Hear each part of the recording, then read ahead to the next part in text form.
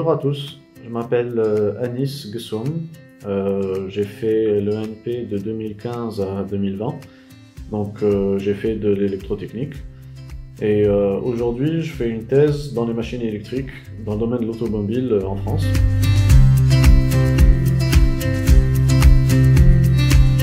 Donc pour commencer, alors qu'est-ce que c'est l'électrotechnique? Alors pour moi c'est une branche du génie électrique qui va s'intéresser à la production, le transport, la transformation, la distribution, etc. de l'énergie électrique. Je dirais qu'elle se divise en 4 branches principales et complémentaires, qui seront les machines électriques, la haute tension, l'électronique de puissance et les réseaux électriques.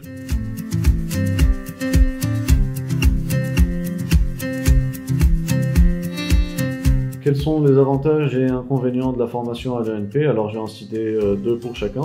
Je commencerai par les avantages. Alors premièrement, c'est une formation assez polyvalente, dans le sens où en plus de l'électrotechnique, vous aurez des cours en mécanique, en automatique et en électronique.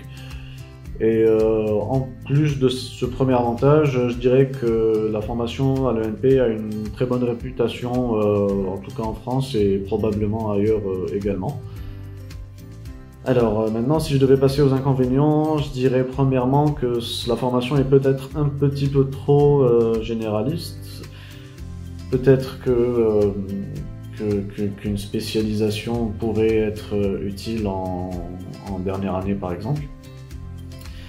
Et aussi, peut-être qu'il devrait y avoir plus de projets au cours de la formation proches du monde industriel. Ce qui permettrait d'avoir une insertion professionnelle plus facile pour les étudiants après leurs études.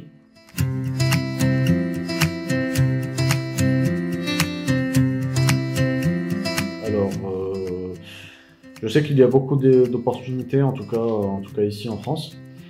Alors, j'aurai beaucoup de propositions de thèse dans les machines électriques, en électronique de puissance ou en haute tension.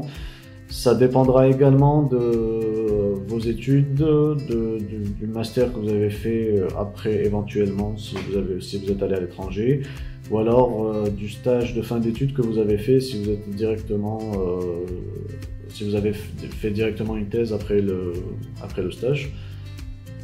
Donc évidemment un master ou un stage orienté recherche aboutira assez souvent sur une thèse.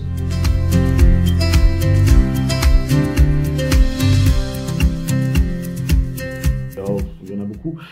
Je dirais l'automobile, l'aéronautique, le transport ferroviaire, les énergies renouvelables, enfin tout ça avec la transition énergétique aujourd'hui en Europe.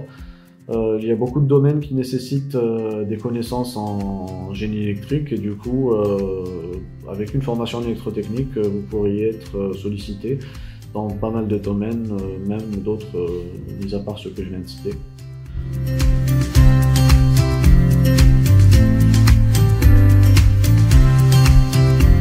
Quelles opportunités s'offrent à l'étranger aux polytechniciens? Alors comme je disais tout à l'heure, déjà la formation à Polytech a une très bonne réputation à l'étranger.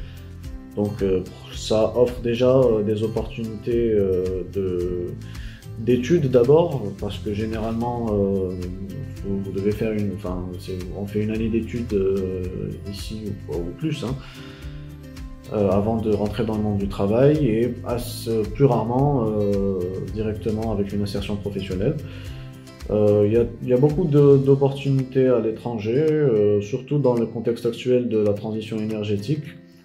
Donc il y a beaucoup de pays qui offrent des possibilités pour des alternances, pour du travail carrément, ou alors de la recherche.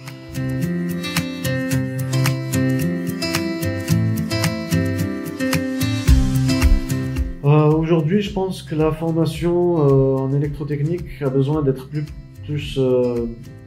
pratique, plus industrielle, dans le sens où en industrie on utilise beaucoup d'outils numériques, de logiciels. La formation devrait être peut-être plus concrète et plus axée là-dessus.